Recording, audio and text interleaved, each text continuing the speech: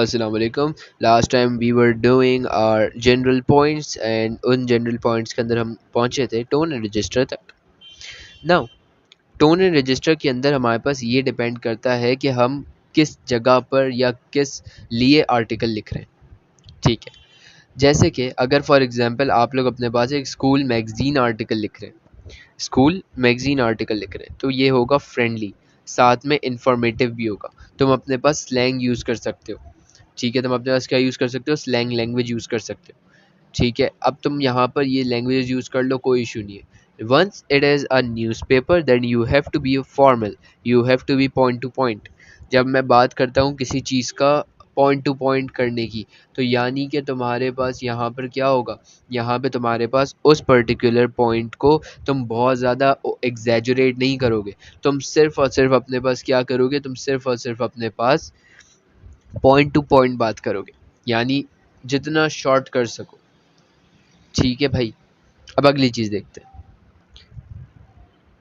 अब तुमने यहाँ पर जब एक न्यूज़पेपर के लिए लिख रहे हो तो तुमने अवॉइड करना है slang language. However when you are writing for a school magazine तो तुम अपने पास स्लैंग यूज़ कर सकते हो थोड़ी बहुत। सही, आफ्टरवर्ड्स ये तुम तब तक यूज़ नहीं कर सकते जब तक तुम्हारा इनफॉर्मल टोन ना हो या फिर तुम यंग जनरेशन से कम्युनिकेट नहीं कर रहे। सही।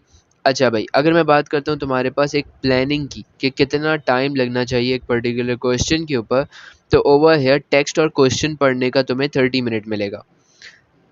प्लानिंग तुम अपने पास 5 to 10 मिनट्स में कर लेना, और फाइनल राइटअप तुम्हारा 15 मिनट में हो जाएगा। क्यों मैं 15 मिनट कह रहा हूँ, ज़्यादा टाइम भी तो लग सकता है, नहीं लगेगा ज़्यादा टाइम। क्यों? क्योंकि जब तुम अपने पास यहाँ पर एक टेक्स्ट को पढ़ते हो तो तुम उसको ये समझते हो कि इसमें लिखा क्या। तुम जब उसकी प्लानिंग करते हो तो तुम्हें ये समझ आता है कि उसको लिखना किस तरीके से। प्लानिंग करते हो तुम्हें पता होता है वोकैबुलरी कौन सी यूज़ करोगे। लेकिन जब तुम फाइनल राइटअप कर रहे हो, जब तुम क्या कर रहे हो, जब तुम फाइनल राइटअप कर रहे हो तो तुमने यहाँ पर क्योंकि प्लानिंग की हुई है, तुम्हें ये पता है कि तुम किस डायरेक्शन में अपनी आर्टिकल लेके जाओगे, तो तुम्हें यहाँ पर लिखने में ज़्यादा टाइम नहीं लगता। यही वजह है that the teachers prefer you to make draft. इसलिए कहा जाता है कि आप अपने पास ड्राफ्ट बनाएं। I hope I am clear and you are understanding up till now. Now before you are going to submit your article, आप अपने पास इस चेकलिस्ट को एक दफ़ा देख लेंगे। ये चेकलिस्ट आप बिल्कुल भी अपने पास स्कूल में एग्जामिनेशन हॉल में लेके नहीं जा सकते। ये सिर्फ और सिर्फ ऐसा है कि अपने पास इसको याद कर लो, दिमाग में रखो, कोई मसला नहीं है। सही, फर्स्ट ऑफ ऑल चेकलिस्ट क्या है, दैट तुमने जैसे ही अपनी आर्टिकल कंप्लीट कर ली, then the title is clear and what catchy. तुमने कहा भाई मेरा टाइटल अच्छा है, टिक कर लिया। तुमने देखा ओपनिंग पैराग्राफ क्या मेरी अटेंशन गैप करे, तुम अपना रीडर बन के सोचो, ओपनिंग पैराग्राफ क्या मेरी अटेंशन ग्रैब करेगा, तुमने कहा करेगा, टिक मार्क। पैराग्राफ मेरे वेल ऑर्गेनाइज्ड हैं, मैंने ऐसा तो नहीं है कि हर चीज़ मिक्स एंड मैच कर दी, नहीं की, ओके टिक मार्क।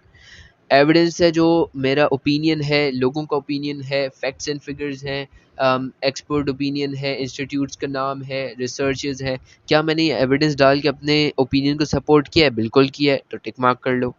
क्या मैंने स्मूथ ट्रांजिशन रखा है, मैंने ट्रांजिशनल वर्ड्स यूज़ किए हैं, क्या मैंने अपने पास बहुत ज़्यादा ऐसा तो नहीं कर दिया कि बीच बीच में आइडियाज़ में कहीं से भी उठा के ला रहा हूँ, नहीं किया, मैंने स्मूथ ट्रांजिशन रखा है, टिक मार्क।